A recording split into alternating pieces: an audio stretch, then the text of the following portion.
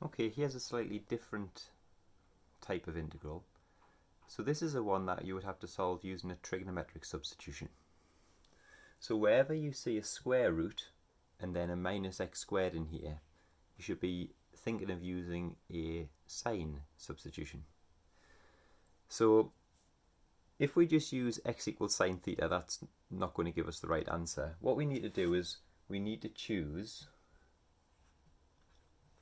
sine theta times some coefficient so that when you square it, the coefficient is the same as the 4 here, so that we can take out the 4 as a common factor and use a Pythagorean identity.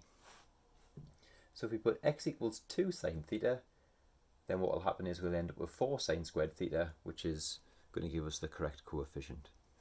So as usual, when we're doing substitutions, we need to also change the dx to d theta now, and we do that just by differentiating. So dx by d theta is equal to 2 cosine theta.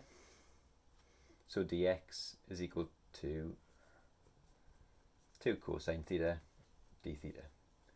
So we're going to replace this differential by this expression here.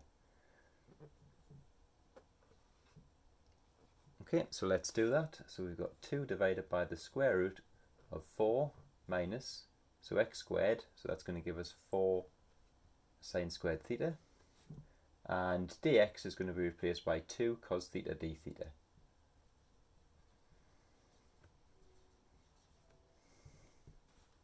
Okay, so we get that. Now on top we've got 4, let's just tidy a little bit, 4 cos theta d theta, and then underneath, well, we know that 1 minus sine squared theta equals cos squared theta. So what we have here is 4 of those. Okay, so we've got 4 minus 4 sine squared theta,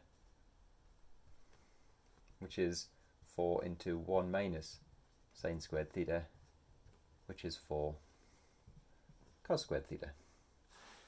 So inside that square root we've got 4 cos squared theta. Okay, so we've got the square root of 4, which is 2, and we've got the square root of cos squared, so on the bottom we just have 2 cos theta, and on the top we've got 4 cos theta. So we can say it's going to cancel out quite nicely, and we've just got 2 d theta, which integrates to theta. And theta, well, let's just go back up to our original substitution. If we rearrange this for theta, we get theta equals, so we bring the 2 across, and then inverse sine. So we get theta equals inverse sine of x over 2. So we've got 2 inverse sine of x over 2. And are we finished? Well, almost. There's just one thing that we're missing. Plus c. And there we are.